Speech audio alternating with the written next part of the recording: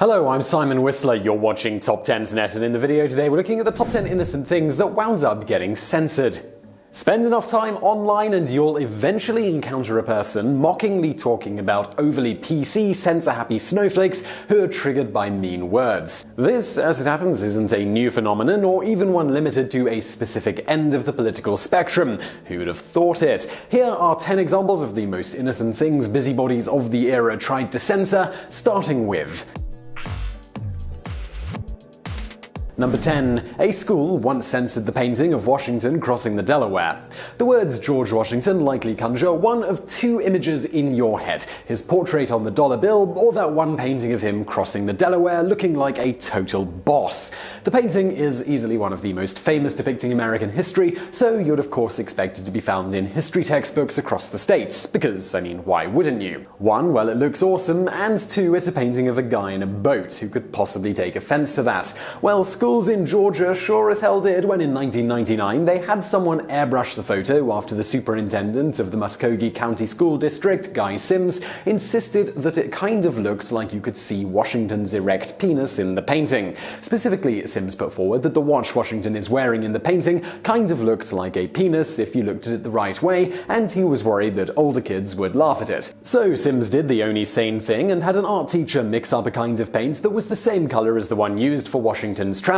He then spent several days painting over all the pseudo-dongs in all 2,000 copies of a textbook that contains the offending painting. And let's just clarify what happened here, because it's pretty awesome. A school official tried to censor American history because he personally couldn't unsee George Washington's erect penis in a 200-year-old painting. We don't know about you, but if anything, the idea that George Washington was so confident he literally went balls out while crossing the Delaware only makes us respect him more, and they probably should edit paintings to make his watch look more like a penis. Number 9. Censors tried to cut a toilet flushing out of Psycho. Psycho is a genre-defining movie regarded as one of the finest examples of psychological horror ever committed to film.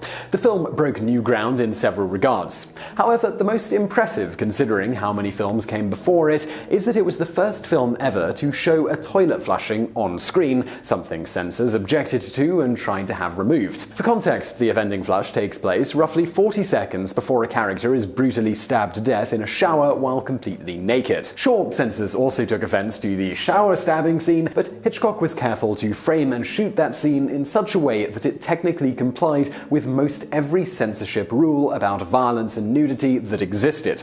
Hitchcock also made the scene consist of dozens of rapid cuts that actually showed very little, with most of the violence merely being hinted at rather than shown.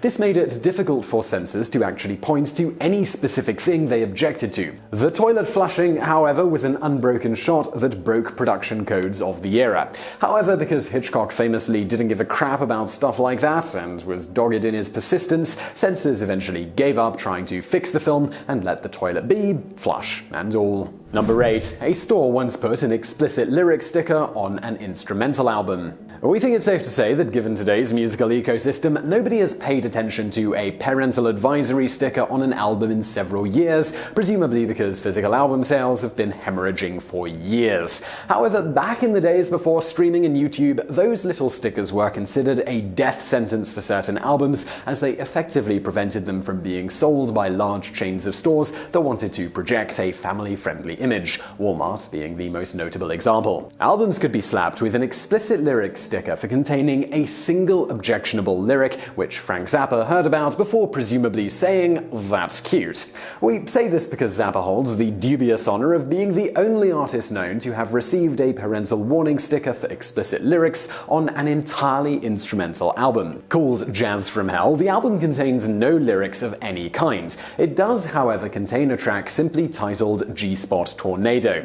This was enough for the Fred Meyer chain of stores to put an explicit lyrics warning label on the album, even though if they'd listened to it, the song and indeed the entire album is entirely lyricless. Wow, it's almost like heavy-handed censorship without a deeper understanding of the medium you're censoring is a bad idea. Number 7. The full quote of the famous Frankenstein "It's alive" bit was cut for 70 years. Until it gets horribly rebooted as part of the Dark Universe, a new cinematic universe centered around the classic movie monsters of the 30s and 40s that we are absolutely not making up, and actually it kicked off with Tom Cruise's terrible mummy movie. Frankenstein will be fondly remembered as one of the greatest horror movies ever made.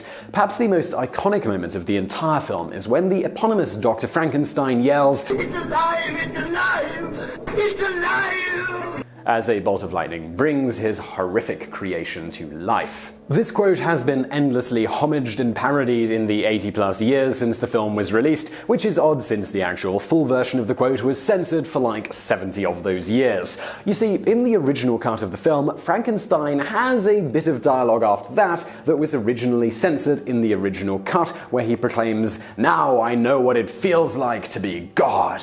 Censors judged the line to be blasphemous and demanded that it be cut. This scene, among others that were cut for similar reasons, remained absent from the film for over half a century until they were all found and spliced back into a more comprehensive version of the movie a few years ago. Number 6. I Love Lucy was heavily censored due to even the implication of pregnancy. Censors in the 1950s weren't exactly a fun-loving bunch, and TV shows and movies were effectively banned from showing anything that went against Hollywood's incredibly narrow idea of traditional family values at that time.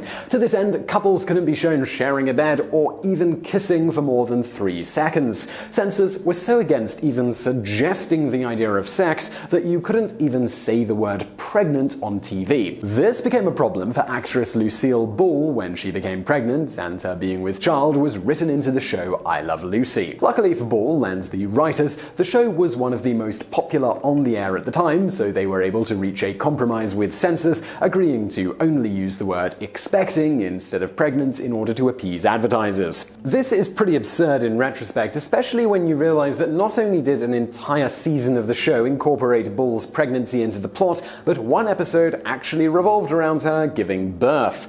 Curiously, cigarette giant Philip Morris, who sponsored the show at the time, is said to have actually reached out to the show's writer upon learning of Ball's pregnancy to specifically request that her character not be shown smoking while pregnant. So we guess, well, that's one good thing, at least. Number 5. 2 separate transgender characters that have been censored in Mario games for Western audiences. Video games are a form of media consumed by people across the gender spectrum, and in recent years, a definite push has been made to represent individuals who fall outside the strict heteronormative narrative found in most popular games. This is, for some reason, a controversial statement that triggers people who like to make fun of the word triggered, as if the idea of people who are gay, lesbian, or transgender wanting to see themselves represented in their favorite medium is a big thing to ask. Although the medium contains only a few well-known LGBT characters, at least one series has been flying the rainbow flag since the 80s. We are, of course, talking about the Mario franchise, which has introduced 2 transgendered characters in the past, Birdo and Vivian. In each case, the character is described as being physically male, but identifies as female. The games don't make a big deal out of this, and most every character, including Mario, respectfully refers to them by their preferred gender pronoun during interactions. For some reason, this didn't sit well with censors translating the English versions of the game each character was first introduced in, Super Mario Bros. 2 and Paper Mario: The Thousand Year Door respectively, removing mentions that the characters are transgender to secure a child-friendly rating.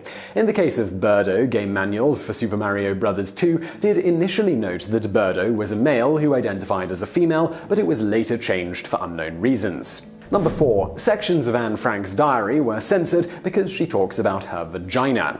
Anne Frank's diary is one of the most famous recollections of World War II, and it has remained one of the most studied and widely disseminated personal accounts of the war since it was first published in 1947.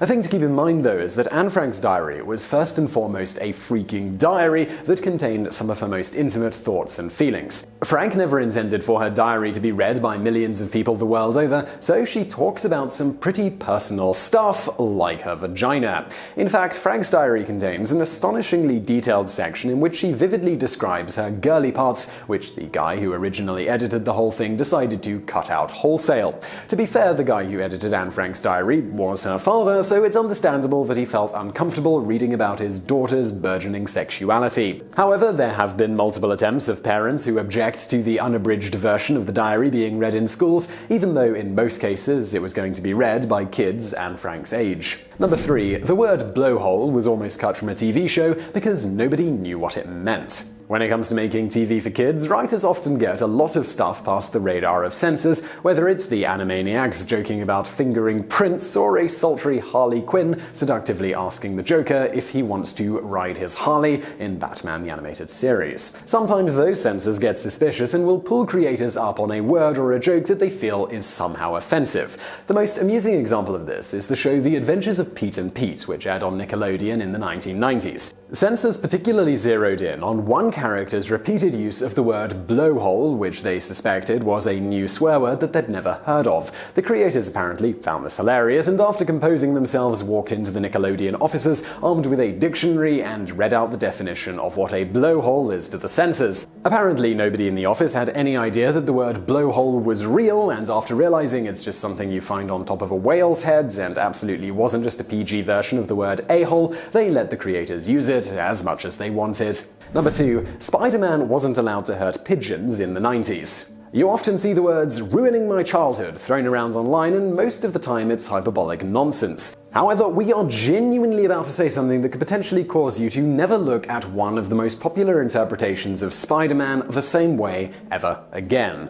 Alright, are you braced for this? Because in the 1994 Spider-Man cartoon, Spider-Man never punched a single bad guy. Seriously, you can go back and watch any fight scene from that series, and Spidey never throws a single punch, or at least never one that lands. This is because censors at the time heavily objected to showing violence of any kind on the screen and drafted a list of things that Spider-Man couldn't be shown doing. This list included things like punching bad guys, threatening people with being set on fire, and hurting pigeons. The last one, it kind of sounds made up, but I promise you it isn't. You see, in addition to being told to never show Spider-Man punching someone, the animators were also asked by censors to make it clear that whenever he landed on a rooftop, he didn't disturb any birds. Despite this, the creators were able to make a half-decent show by having Spider-Man outwit his enemies or tie them up with his web rather than socking them on the jaw.